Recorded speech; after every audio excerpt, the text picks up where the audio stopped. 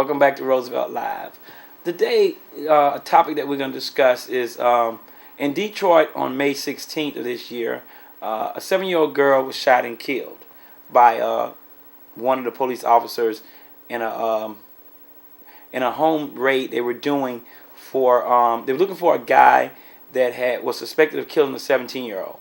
And according to the police department, they had the home under surveillance for, they say, several hours. So at that point, you would think after that length of time, they would know whether they had the right location or not. But apparently, they had the wrong address. This is something like a duplex that one apartment sits on top of another. And apparently, the address they were looking for was the unit that was on top. At about 12:40 a.m., they threw a flash grenade into the home of the bottom unit, and then allegedly they fired a weapon. Now, the police department says that the weapon went off accidentally when the grandmother of the 7-year-old that got shot in the neck and killed, also she was burned by the flash grenade, that the mother and one of the officers was tussling and the weapon went off. That was the police version of what happened, but according to the lawyer for the young girl's family, they say that the weapon was fired from the outside of the home into the home and striking the little girl in the neck and killing her. Now, one of the people that was walking their dog that night, late in the night, said that they told them when they saw them outside that there were children in the home, which would lead me to believe that you don't kick a door in at 12:40 a.m. and throw a flash grenade where there are children in the home. Well, you shouldn't even do it where there's adults in the home. Definitely where there's children in the home. They deny that conversation, but if they had been surveilling the house like they say they did, clearly we saw on television that there were several toys in the yard. So now we know for a fact that there were children in the house, or there was children had been to the house, or something of that nature. It wouldn't have been all those toys in the front yard. So as this thing materializes, what do you think? Should the police officers or the police company or division or whatever they want to call themselves break in doors at 12:40 in the morning and throw flash grenades and start shooting weapons, whether someone bumped into him or not? It shouldn't have happened. If I'm going to be honest, if someone kicked my door in at 12:40 in the morning and they were screaming and hollering, the first thing I'm going to do is go for my weapon, because I don't know who it is. I'm not going to try to wait and find out who it is, because being that I'm not a criminal, I would think that they obviously come to do harm to me. So I think it's a bad way of doing business. Plus, they were actually, the show called 48 Hours was alongside filming that situation in particular. And I'm wondering, did that encourage them to go in? And because you got to get footage when you're filming a show like that. You just can't sit there on the street and surveillance the house. So my concern is, at this point in life, it's a lot of things happening with police officers, and then there's a lot of cover-up sometimes when these things happen. And I think that the family is obviously never going to forget what happened to the lady's not going to forget what happened to her granddaughter. The father, the 25-year-old father, is not going to forget what happened to his daughter. And the police department is already saying that it's the grandmother's fault, basically. They basically saying, hey, she went for the weapon, and the weapon accidentally went off. But training would have it that what was your finger doing on the trigger of the weapon in the first place? And every time we have this type of activity going on where people are coming into homes in black hoods with black gloves and military-style clothing, that someone is bound to get hurt. I mean, there's no way to escape it. We need a new system, a system where I understand there's criminals out here, but that doesn't mean we can run amok as a nation that we are, that people just going in shooting up houses, shooting up little kids, and then, unfortunately, if history repeats itself, everybody will get off.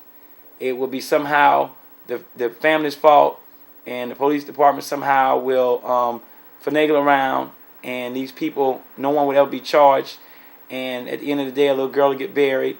Someone that never got a chance to get married, never had a chance to have kids. Their father never see her grow up. My understanding is his only child. And even though he's only 25 years old, you can't replace a child. It's not really like replacing a car, or a bicycle, or some clothes, or a house that get burned. If you lose a child, you lose one, and there's no way to replace that person in particular. So I really believe that the United States has to look on a whole. It has to look at other ways of approaching issues where you're going to go in and you're looking for a criminal, because this happened in Atlanta as well, where a grandmother was shot and killed by the Atlanta Police Department when they also went into the wrong house. and shot the mother because she obviously went for her own weapon because they broke in her door and they shot and killed her, and they blamed it on her too. Said she was dealing drugs at the house, and couldn't find the lady hadn't been dealing anything. They simply was at the wrong location. And if you're using people, that's going to tell you what's going on in those houses, or use some type of crackheads, whoever you use for this information, obviously they're giving you wrong information because you're getting the wrong houses. And I know if it was my family, I'm not sure what I would have done, because there's no money in the world can bring back your kids. There's no money in the world can change this incident, and no way you can go back. So when you're going to make the decision, and I know a lot of people are going to say, well, they're police officers and you don't understand, and they got a lot of pressure, and it's a hard job, but the reality of that is police officers are not drafted into being police officers. They're not. They're volunteer. So if they are in a situation that is not normal, where everyday life, like most people are not police officers, they say you don't understand what we go through. Well, I'm not a police officer, but I also don't want to be a police officer. And if you want to be one, you understand the job comes with baggage, and therefore you got to be willing to take the critic and the criticism together. So that's my view. And if you care to agree with me or disagree with me, you can always email me at liveroosevelt@gmail.com. I think that's right, at gmail.com. Or you can also check out segments of the show on youtube.com/Roosevelt Live. And that's my opinion. Welcome back to Roosevelt Live. I was thinking, is it an epidemic on black males where people are committing crimes and blaming it on black males? For an example, the Philadelphia police sergeant recently self-inflicted. He shot himself in the shoulder with his own weapon, and then he blamed it on a black male with dreads in his head, and gave a full description. But further investigation found out that he actually shot himself. They don't know why, though. They don't know why he shot himself and why did he blame it on a black male. But this has been ongoing for years, because I remember several years ago, don't recall her last name, but the lady, I think her first name was Susan, where she drove her SUV into the lake where her two kids were seatbelted in, and they drowned. And originally what she said was that she was carjacked by, I think she said, one or two black males, and she used that as an scapegoat.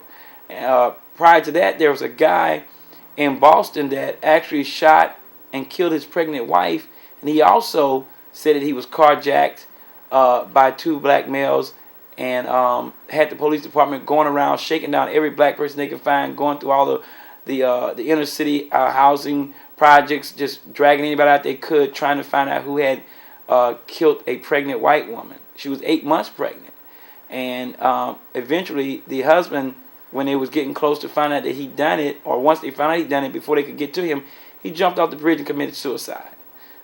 It seemed to be somehow that the best way they think that they can get away with a crime is to blame it on a person of it, not just another race, but the black race, because they don't blame it on Hispanics, they don't blame it on the Chinese, they don't blame it on any other race, they blame it on the black race. And I'm wondering out loud, I'm thinking out loud, is that what is it that's attractive to them that make them think that if they blame it on someone of African American descent, that they can get away with it?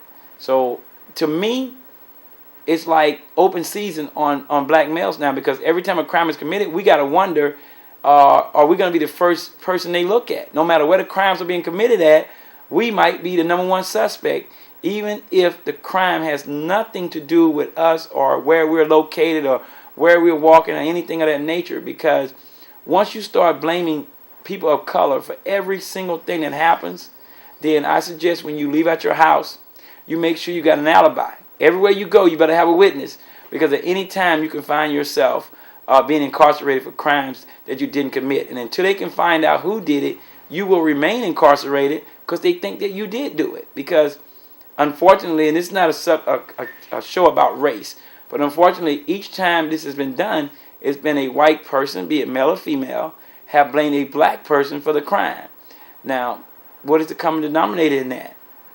Us black males. We've been sorted out. So yeah, if we commit a crime, that's one thing, but getting seeked out for crimes we didn't commit is another.